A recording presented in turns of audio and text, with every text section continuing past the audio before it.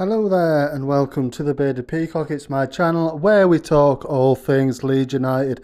I'm of course George. Welcome along to the channel everybody, and it's a post-match thoughts video, reaction of mine to the draw. The 2-2 draw at Southampton. Disappointing in some ways, wasn't it, after we went 2 goals up to let it slip. But overall, a point away in the Premier League is never really a bad one, so we'll get into the meat of it in a minute. But yeah, just a quick thoughts. Yeah, disappointing to let it all slip. I felt like the substitutions should have happened before they did, and it was a bit reactive instead of proactive today. In this game. Yeah, he reacted far too slowly. I mean, everybody could see what was going to happen in this game, really. Southampton built up pressure as after that sort of 70th minute, and then they just went on from there and really turned the screw on us. I thought Joe Aribo was good for them, and we'll get back into him in a short while. But first of all, in the first half was nothing really, was it? I felt like we probably had the best of it. But Southampton still looked, pretty tricky on the break, didn't they? And building up some decent attacks. I felt like the fullbacks of ours in Christensen. Now let's talk about Christensen. Let's talk about him for a little second. Now, for me, not good enough over the last couple of games. His first 2 appearances, not good enough. For yesterday was awful, to be honest with you, in the first half. Really looked off the pace. It looked like he was struggling with the heat, possibly, but we haven't seen the best of him, that is for sure. But there's plenty of time for him to improve. Also, on the other side, I felt like Pascal Struijk was really, in that first half, really struggling as well to get a foothold. I know he's not a left-back, is he? And we do need a left-back, maybe. It is that we are to get one this week. I think Kai Wagner looks like he's being watched very, very closely by Leeds United. But yeah, Pascal didn't have his best game, particularly in the first half.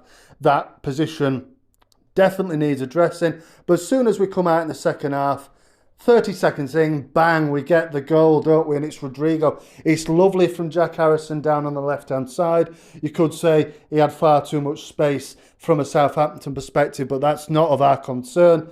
He whips the ball into a dangerous area, and who's there? But the captain on the day after, of course, Patrick Bamford, got injured. Rodrigo on the score sheet again for what was at that time his second of the season. Lovely little finish around the corner, and then, on the 60th minute, it looks like we've tied up the game.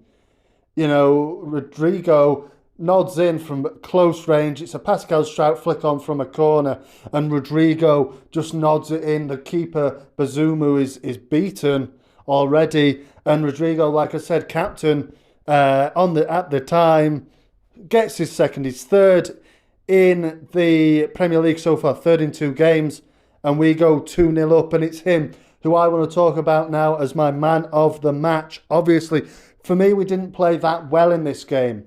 Really, there was flash moments, but generally it was not the best.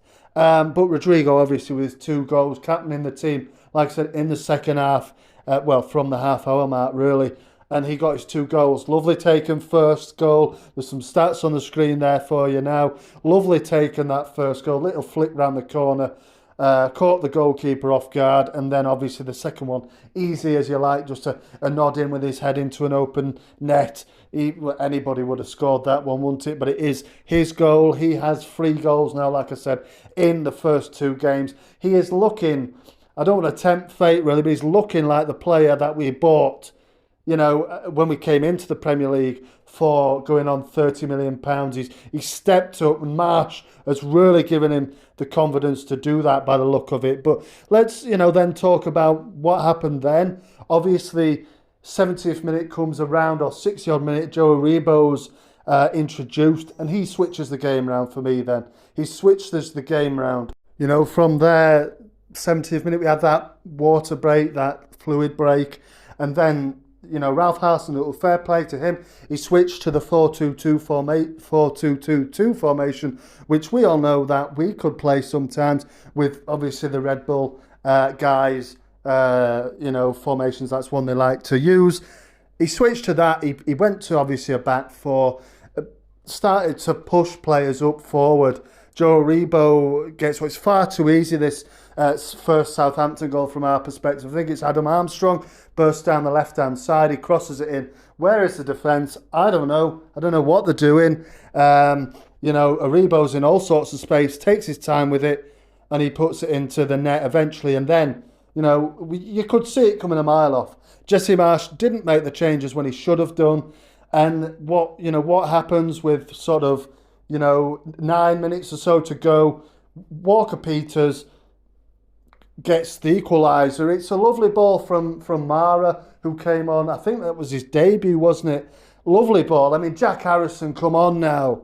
He should be doing that. He should be doing better. He slides in, gets nowhere near the ball. Walker-Peters just says, thank you very much, tucks it past Meslier, and then it's 2-2. And from there, you're thinking, crikey, we could let this slip here. So eventually, a 2-2 draw, a point, isn't actually it's not a bad point really at the end of the day, having, we could have easily have lost that game really after going to 2-2 with 9 or so minutes to go. I was certainly fearing the worst, but we managed to hold on in the end for a draw. Hold on after being 2-0 up, don't quite sound right, but that's really what it was. It was a nice finish, you could say, but for me, Meslier should do better really, shouldn't he? But he didn't. Went in the net. Walker-Peters levelled it at 2-2. Was a nice ball from Mara, but I think Harrison could have done better. And on to a man of the match, a man sort of to look out for me from the Southampton team, and that was Aribo. I've already said it. For me, he changed the game. There's some stats there on the screen for you to have a look at. Yeah, he changed the game. When he came on, I just felt like, the switch just flipped in the ascendancy for Southampton. Overall, there wasn't that many standout players. I know it was a 2-2. Oh, you might think, wow, 2-2 must have been a great game. This wasn't a great game. Two teams who are still feeling the ways out. I feel like we are still very much, we haven't completely found our way into the Marsch sort of playing-wise way. But yeah, for me, Aribo was good. He was good. He got the goal, and yeah, fair play to him. But overall, like I said, I think this game, it wasn't brilliant first half. I didn't think we played particularly well in any real spells of it. The first goal at the very start of the second half just kind of gave us a little bit of a foothold, and then we took control from that moment. First half was abysmal from both teams, in my opinion. Second half, we with that early goal gave us that foothold and that control. And that second goal, you're thinking, come on now, we cannot let this slip. Maybe, if anything, we scored that second goal a little bit too early.